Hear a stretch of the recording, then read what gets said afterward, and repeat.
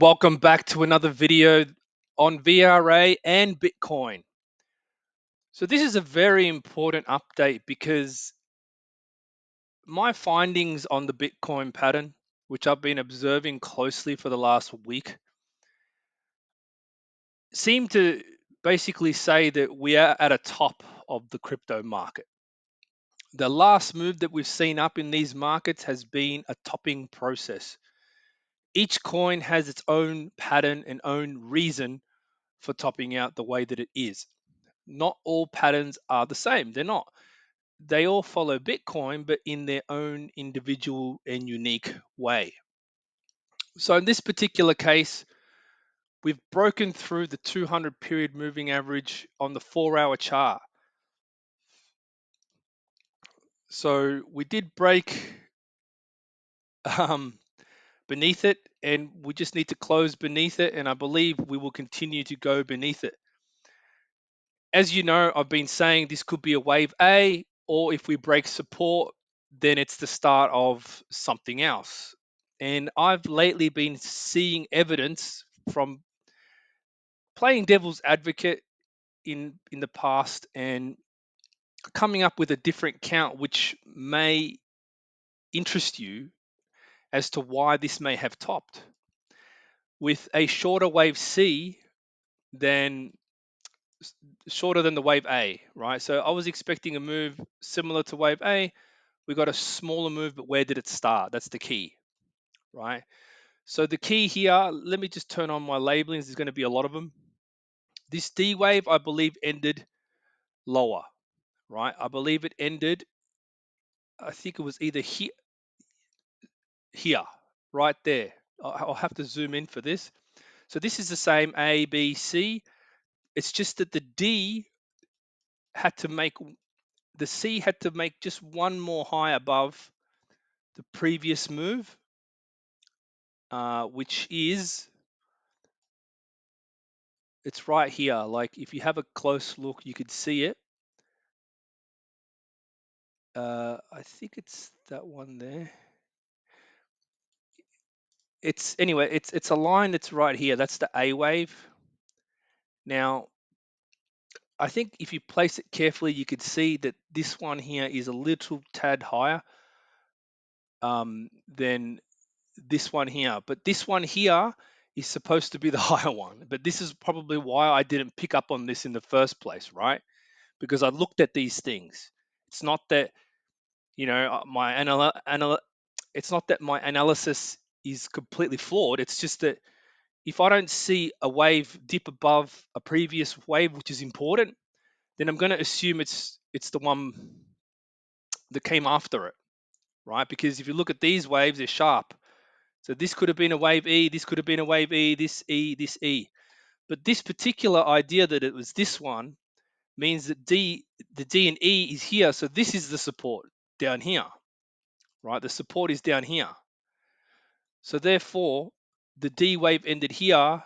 The move started here. This was the first smaller zigzag wave one to here. And then we had an A, B, what appears to be a C, D, E correction that went from here to there, right? And then you get the three. So instead of being a one, it's basically a three that was up there, that sort of thing, right? So that really just does mean that we did see a completed 5-wave move, but we wanted to be hopeful and, you know, hope that that wasn't going to be the case. But unfortunately, it doesn't look too good right now. Okay, so 1, 2, 3. Basically, there's a 4 here, and then you've got your 5 at the top. So it does classify as completed when you look at it this way. So that move that we shorted, I don't have a target for it right now, right? But there are other clues along the way that made me think this as well. And that's also how this particular wave is subdividing. The way that it's subdividing, if this is wave one, right? If this here is wave one, right? and then we had our A, B, C, D, E, the one that we, I told you to go short. That means that wave 3 will be longer than this, right? It'll be longer as a minimum expectation. We don't know how long it'll be. It could be twice as long, right? We just don't know.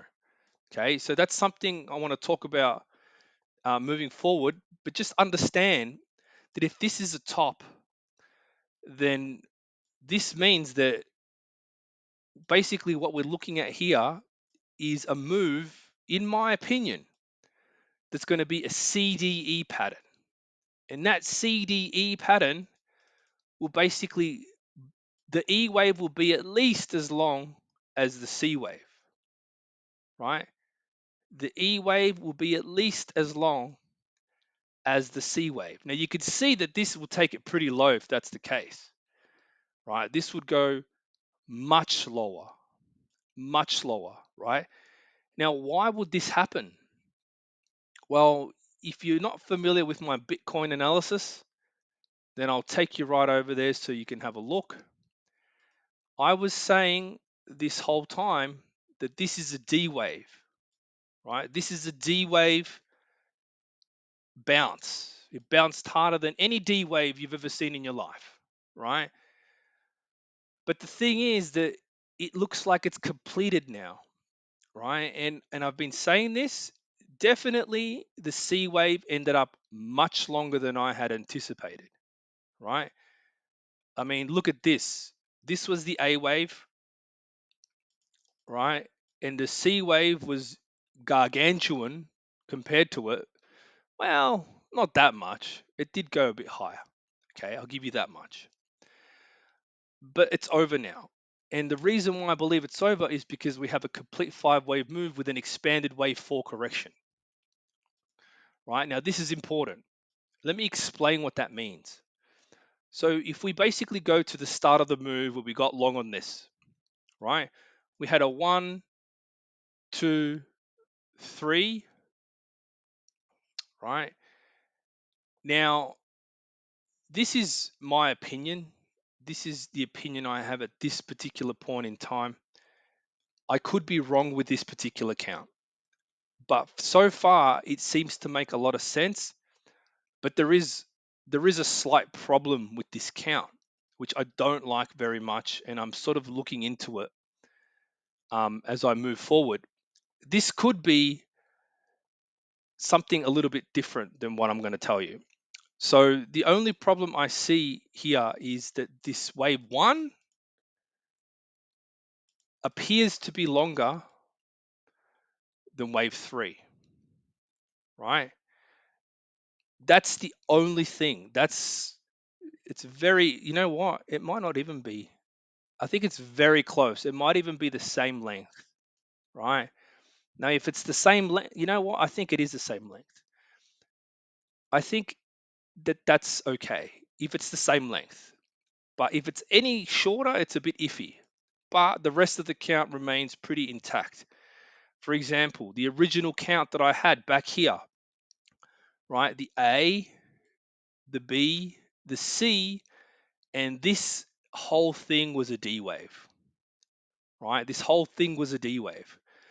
It was bigger than even the first wave 1, 2, and 3. That's how ridiculous this is. That's why it was hard for me to keep tracking this.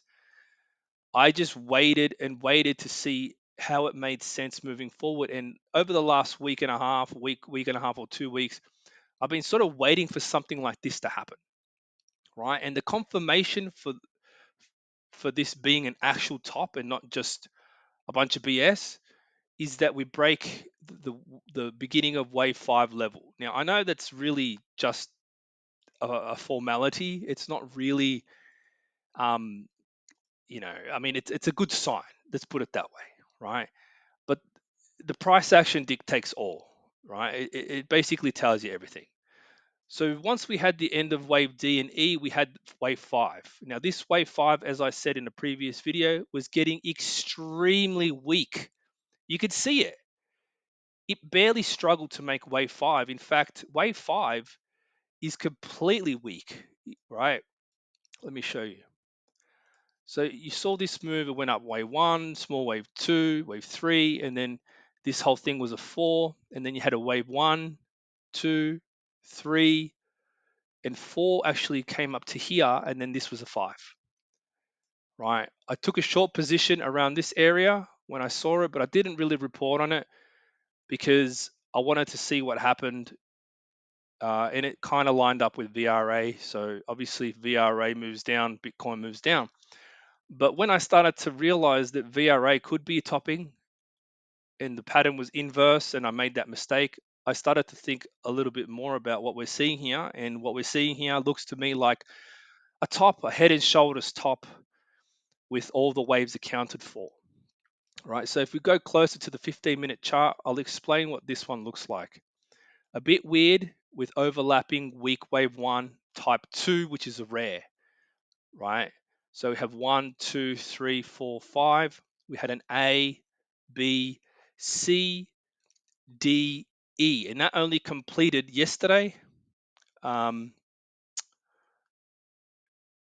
Sorry, I think it was this morning or yesterday, whatever. But once I saw a break of that, I took a short. I thought, you know what?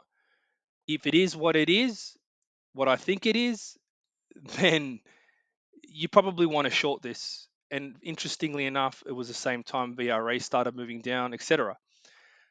So this basically, it really does add credence to the VRA short idea, right? And you could see that a lot of the patterns in that recent move have been very similar as well.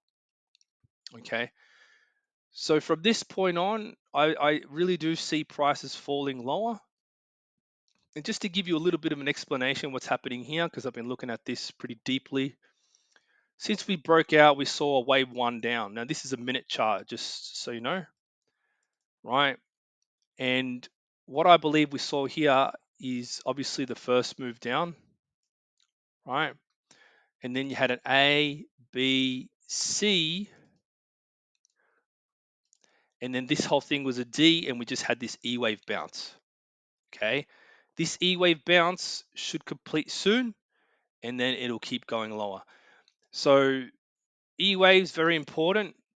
You can see that it created most of it already. Now it's creating a little mini triangle. It's going to try and shoot up a little bit, and then it's going to reverse.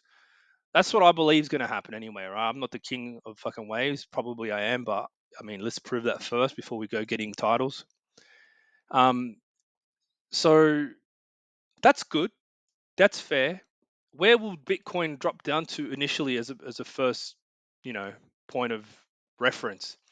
Well, I tend to think that it usually goes back to at least, you know, prove itself that it is uh,